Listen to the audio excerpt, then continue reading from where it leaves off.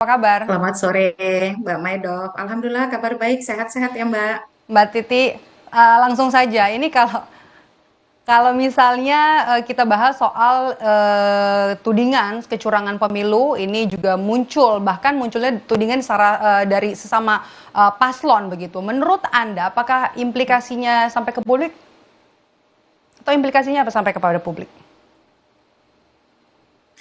Iya, betul sekali ya. Betul, soal dugaan kecurangan 19, tetapi agak unik di 2019 ini karena eskalasinya langsung kencang di awal ya. Kencang di awal dalam artian para pasangan calon di awal penetapan pasangan calon itu langsung menyoroti potensi atau dugaan indikasi adanya kecurangan. Kalau kita ingat 2004 selesai pemilu itu eksesnya kemana-mana begitu ya. Gugatan perselisihan hasil di 2009 bahkan ada ketidakpercayaan yang kuat terhadap validitas daftar pemilih yang ditetapkan oleh KPU. Lalu di 2014-2019 kita juga mengetahui berujung kepada perselisihan hasil di Mahkamah Konstitusi. Nah, satu sisi ini ada hal yang baik ya, karena pengawasan di antara pasangan calon itu diharapkan bisa membuat kompetisi betul-betul berjalan dengan sesuai aturan main, membawa hal-hal yang dulu praktiknya di ruang gelap itu ke dalam ruang yang terang dan dibongkar gitu ya. Karena para pasangan calon dan partai politik adalah pihak-pihak yang paling punya kapasitas untuk membongkar kecurangan. Mereka punya personel, punya sumber daya, punya anggaran, kekuatan, tenaga. Dan itu yang kadang-kadang tidak bisa dihadirkan oleh publik. Tetapi di saat yang sama, kalau tradisinya bukan mengandalkan data, fakta, tetapi sekedar asumsi, dugaan-dugaan, lalu diikuti dengan laporan-laporan membabi buta, itu eksesnya bisa kepada memburuknya keterbelahan di masyarakat dan apa namanya kesulitan untuk membangun kepercayaan terhadap proses pemilu. Bahkan eksesnya Mbak Maidov itu bisa sampai ke pasca pemilu.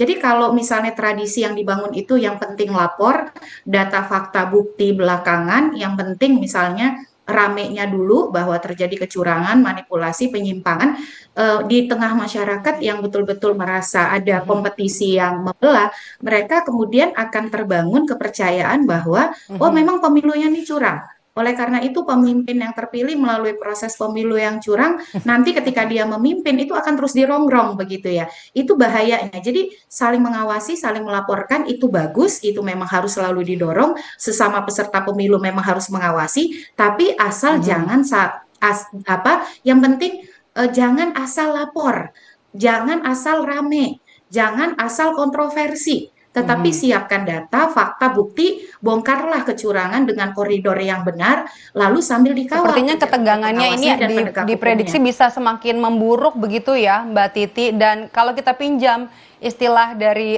warga Jawa Timur, nggak bahaya tah ini konflik horizontal bisa semakin buruk gitu. Iya, makanya tadi Mbak Maidov, kalau lapor disertai data, fakta, bukti, kan kalau melapor itu harus ada dua alat bukti yang cukup begitu. Jangan sekedar modal asumsi. Di saat yang sama, jangan mengintervensi pengawas dan penegak hukum. Mintalah mereka bekerja secara terbuka, transparan, akuntabel, sehingga semua publik bisa ikut mengawasi. Kalau prosesnya terbuka, profesional, akuntabel, berintegritas, publik jadi tahu gitu. Ketika melalui proses hukum dan ada putusan, publik bisa menerima. Jangan juga memprovokasi publik dengan asumsi dan pernyataan-pernyataan provokatif yang memanaskan suasana. Jadi ikuti proses, kemudian membangun semangat siap menang siap kalah. Kalau memang kemudian misalnya ada pengawas atau penegak hukum yang dirasa tidak netral, berpihak, ambil langkah-langkah Mhm, juga untuk menindaklanjutinya. mhm. Tetapi di saat Oke. menggunakan proses hukum ya, Mbak Titi, sorry proses saya hukum potong itu kalau juga misalnya tadi kan Mbak Titi juga sempat menyinggung soal hasil pilpres nanti ya, dengan adanya tudingan soal kecurangan dalam pemilu ini, apakah juga nanti hasil pemilu bisa ada distrust dari publik terhadap hasil pemilu 2024? Kalau ekses dari pemilu sebelum-sebelumnya, Mbak, itu ada. Contohnya, sampai hari ini masih ada pemilih yang menganggap Ada. kecurangan pemilu 2019 itu dikontribusikan oleh contoh kotak suara kardus begitu ya. Padahal antara kotak suara kardus dengan hasil pemilu itu tidak terhubung gitu ya, ada proses yang berbeda. Tapi kalau narasinya terus diprovokasi, kecurangan dikontribusikan oleh kotak suara kardus, perubahan hasil, itu di tengah masyarakat yang terbelah, hal-hal yang sifatnya asumtif itu bisa diyakini sebagai sebuah kebenaran. Ingat bahwa kita berada di tengah masyarakat yang lebih mementingkan emosi daripada data, fakta, dan juga pembuktian. Oleh karena itu tadi ya, itikat baik, teladan dari para elit, dari para pasangan calon, dari para politisi itu penting. Jadi ketika dia memproses suatu pelanggaran, melaporkan suatu pelanggaran, itu ditempatkan dalam koridor proses hukum yang benar, mengajak masyarakat mengawal, tapi bukan kemudian diikuti dengan teori Oke, konspirasi oke, begitu ya, Mbak Titi, begini begitu. Nah, itu yang tidak Mbak boleh. Titi, oke. Yang terakhir singkat saja Ya. Mbak Titi. Lalu solusinya seperti apa? Baik dari penyelenggara pemilu, dari partai politik, dari publik, harusnya seperti apa nanti untuk mencegah kecurangan ini? Saya yakin Mbak, ke depan itu akan banjir seperti musim hujan laporan pelanggaran pemilu. Sesama peserta pemilu itu akan saling lapor. Itu pasti akan jadi fenomena yang terjadi di dalam proses pemilu 2024. Oleh karena itu satu, penyelenggara pemilu jangan berpihak. Harus mandiri, tidak boleh kemudian menunjukkan dukungan atau partisan kepada salah satu kelompok. Lalu pengawas dan penegak hukum, bekerjalah sesuai aturan main.